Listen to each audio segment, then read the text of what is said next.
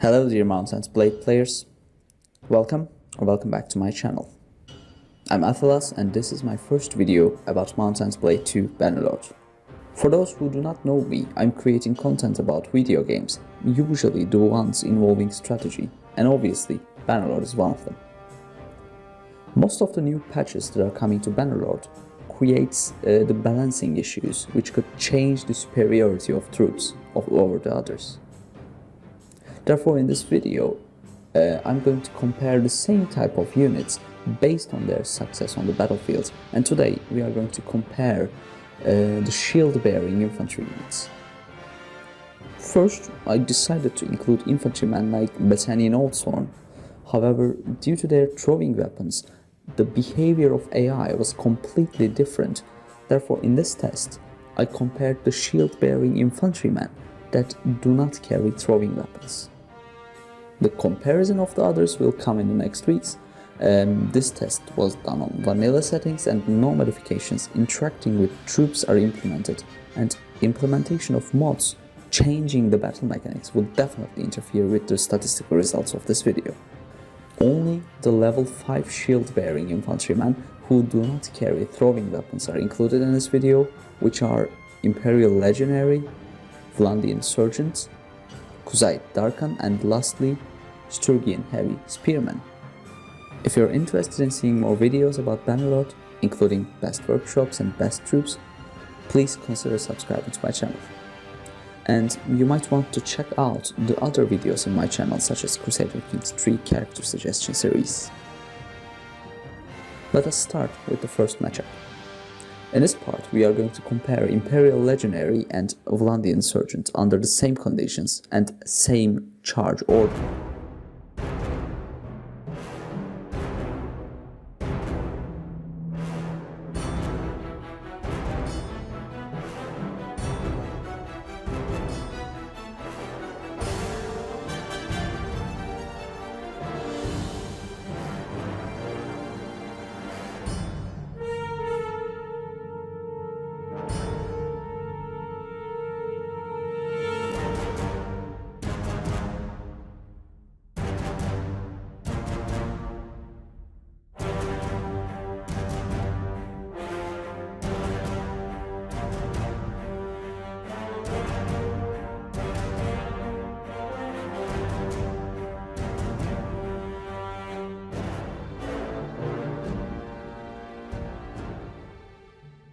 As you've probably seen during the first battles, the group under the command of a player tends to form aggregates, and this might interfere with the result of our comparison.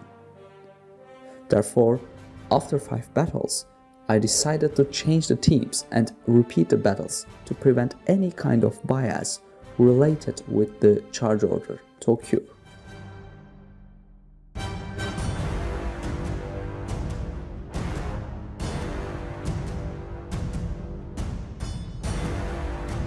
At first, I thought something is changed. However, Imperial Legionary team defeated Sturgians in the long run. Although the results didn't change, I continued until 10th simulation to obtain a more reliable data.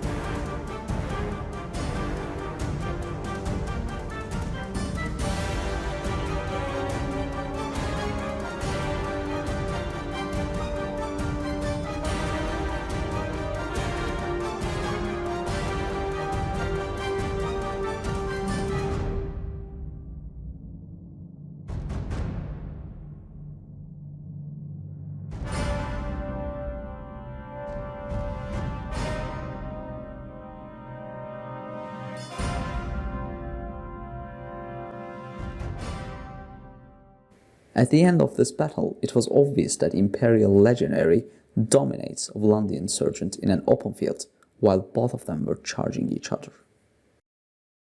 Now we can continue with the second matchup, Khuzait Darkhan versus Sturgian Heavy Spearmen.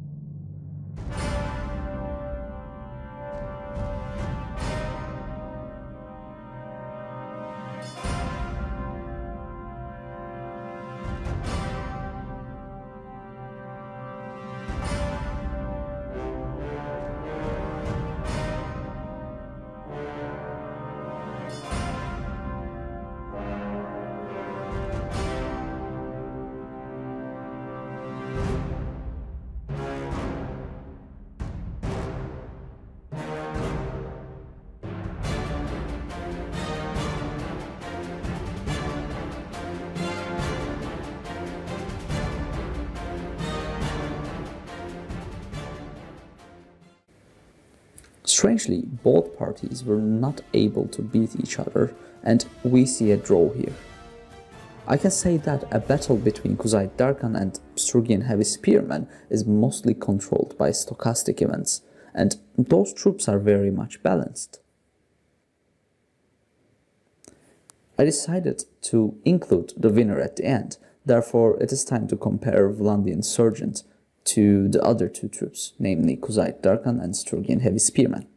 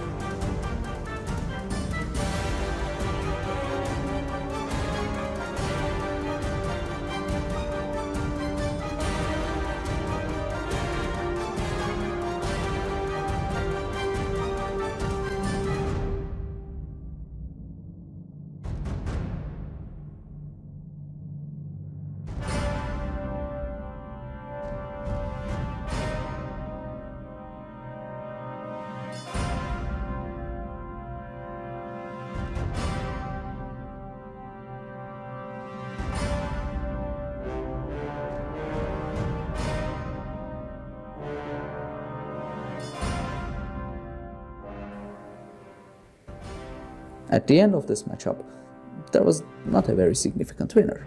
Khuzait infantryman was slightly better, and it couldn't dominate as we see in the first matchup.